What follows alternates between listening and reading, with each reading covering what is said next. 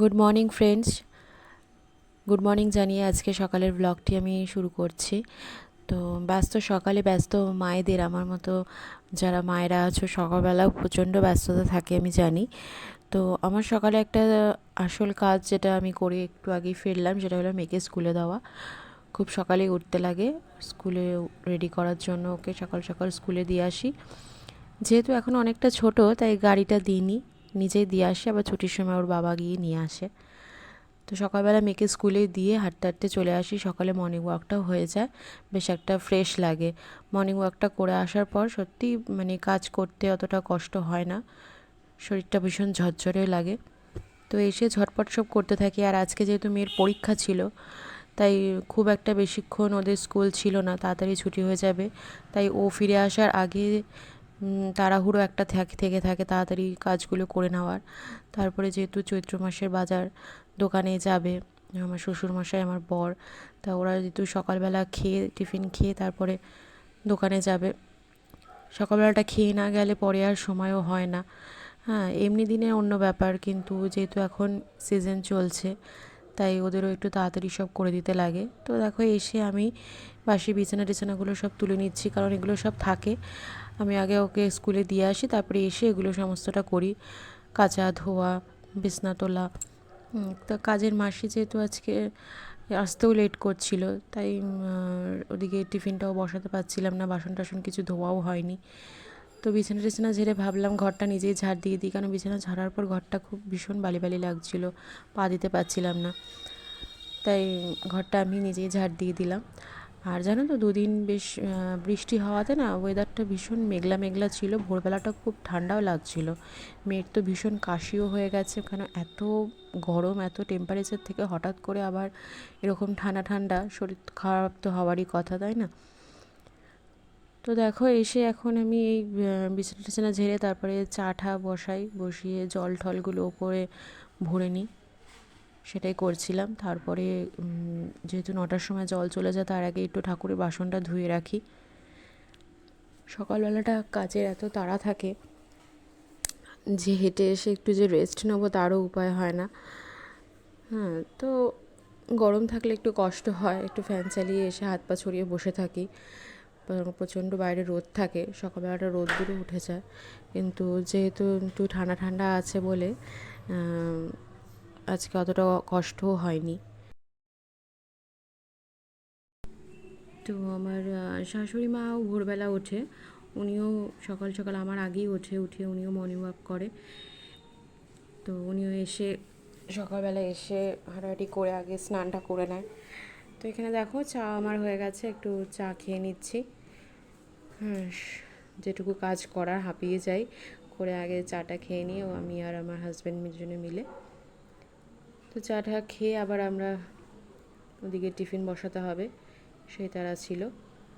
তো জল চলে যাবে, এবারে ঠাকুরের বাসনটা আগে একটু ধুয়ে নিচ্ছি, কারণ যেহেতু তোমাদের বলেছি আগে কাজের মাসি দেরি করে এসেছে, তাই ওদিকে ও রান্নাঘরটা পরিষ্কার করছিল। আমি ভাবলাম যে বাসনটা ধুয়ে নিই, তারপরে যা করার করব। এই যে আমার শাশুড়ি মাও দেখো, এই যে ওই তুলসী বেদিটা দেখছো আমাদের নতুন হয়েছে, দেখো খুব সুন্দর হয়েছে তুলসী বেদিটা। তো সকালবেলা উনিও স্নান টান করে তুলসী তলায় জল দিচ্ছিল। তো এরকমভাবেই চলছিল। উনি তরকারিটাও কেটে রেখেছিল, আমি আটাটা মেখে নিলাম। রাতে সকালবেলা রুটি আর তরকারি হবে বললো, তো সেগুলোই করছিলাম।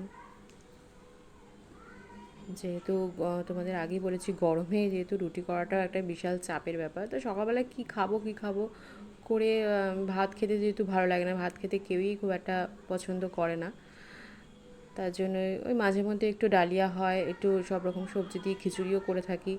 তো একঘেয়ে কারোরই ভালো লাগে না।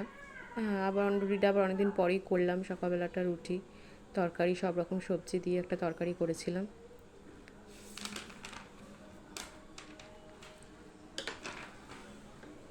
প্রিয়াংশীকেও রুটি খাইয়ে দিই, ও স্কুল দিয়ে এসে রুটি তরকারি খেতেও ভীষণ পছন্দও করে।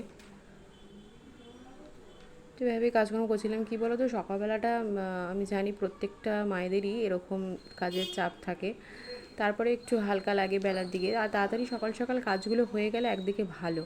হ্যাঁ, তারপরে এই ধরো এডিট ফেডিট করা ভিডিওগুলো, এগুলো একটু সুবিধা হয়। তারপরে আমার একটা অনলাইনে ছোটো একটা বিজনেস আছে, যেটা আমাদের দোকানেরই টুকটাক মাল নিয়ে আমি অনলাইন করে থাকি। তো টুকটাক হয় ওতে, সেখানে তার পেছনেও একটা সময় দেওয়ার ব্যাপার আছে। তারপরে মেয়ের পড়াশোনা আছে, এগুলো সব দিকটাই টুকটাক করে আমি একটু একটু করে করে থাকি। হ্যাঁ, তো সেগুলোর পেছনে একটু সময় দেওয়ার ব্যাপার থাকে, তাই কাজকর্মগুলো একটু যতটা পারি তাড়াতাড়ি সেরে নিয়ে এসব নিয়ে বসি। তারপরে তো আমার ননদ, ওরও তো বিয়ে ঠিক হয়ে গেছে।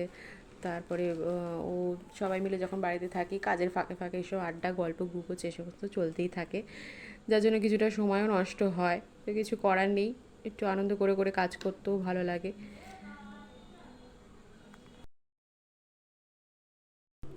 তো আমরা বাড়িতে, একই বাড়িতে দুটো ফ্যামিলি থাকি, আমরা আর আমার কাকা শ্বশুরা। কাকা শ্বশুরের মেয়ে আছে, ছেলে আছে, মানে আমার ননদ, দেওর, আর এদিকে আমরা আছি। তো সবাই মিলে বেশ লোকজনও বেশি থাকে, তাই সময়ও বেশ ভালোই কেটে যায় কাজকর্ম করতে, সব কিছু। তাহলে চলো এখন এই কাছাকাছিগুলো করে নিচ্ছি, রোজের কাছা রোজই করে নিয়ে থাকি। রিয়াংশির জামা কাপড়, তারপরে আমার হাজব্যান্ডের যেহেতু দোকানে যায়, ঘাম হয়, সেই জামা কাপড়গুলো কেচে নিই। তো যে রোজই যেহেতু অল্প অল্প করে কেচে ফেলি, তাই আর মেশিনে দিই না। আর মেশিনটাও কী বলো তো, তিনতলার ঘরে রয়েছে, এমন এখন জায়গায় রয়েছে একটা, যেখানে কাচা ধোয়া করাটাও একটু ঝামেলার ব্যাপার, তার জন্য আর ওই সমস্ত ঝামেলায় যাই না, হাতে করেই কেচে নিই।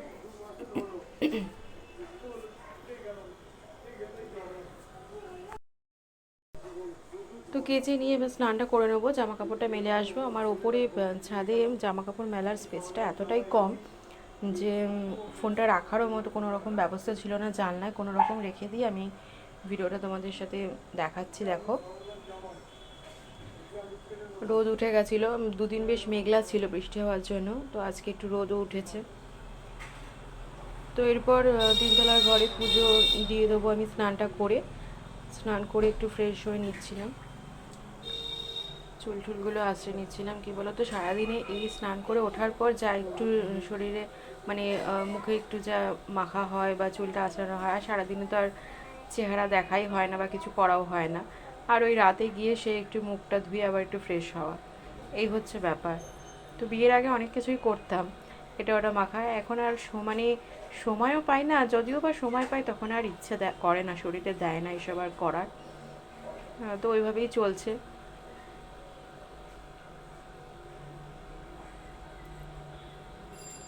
উপরে ঘরে গিয়ে দেখলাম ঘরটা, বিছানাটা একটু অগোছলো হয়ে আছে, তাই একটু গুছিয়ে নিলাম। কারণ উপরে ঘরে যেহেতু কেউ যায় না, কিন্তু তাও একটু টিপটপ ঘর দেখতে সবারই ভালো লাগে, কে না চায় বলো ঘরটা একটু গোছানো থাকবে। তাই সেটা একটু গুছিয়ে নিলাম, গুছিয়ে তারপর পুজো দিতে বসলাম।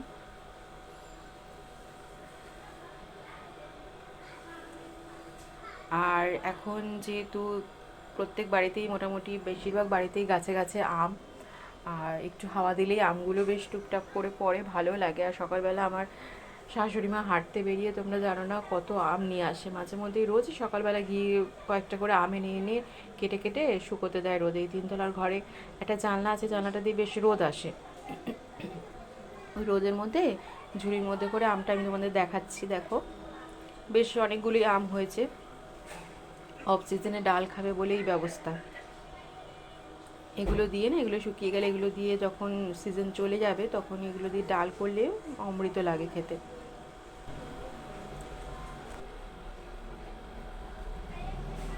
সকাল সকাল পুজো স্নান হয়ে গেলে তোমার অর্ধেক কাজ হয়ে যায়, তারপরে টুকটাক কাজগুলো আস্তে আস্তে ধীরে সুস্থে করে নেওয়া যায়।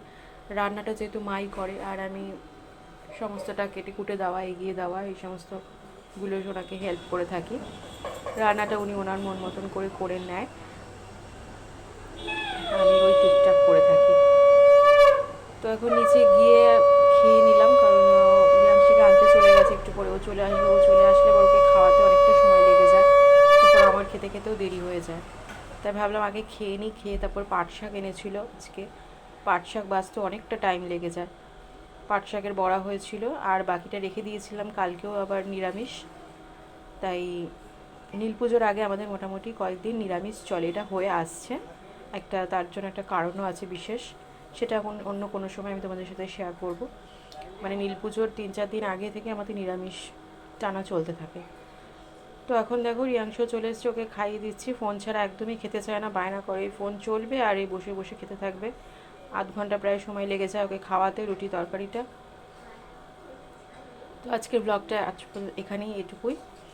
পরবর্তী ব্লগ নিয়ে আবার চলে আসবো। মানে সকালবেলাটা কতটা কি করে থাকি তাড়াহুড়ো করে, সেটাই তোমাদের সাথে আজকে শেয়ার করলাম। চলো বাই, টাটা।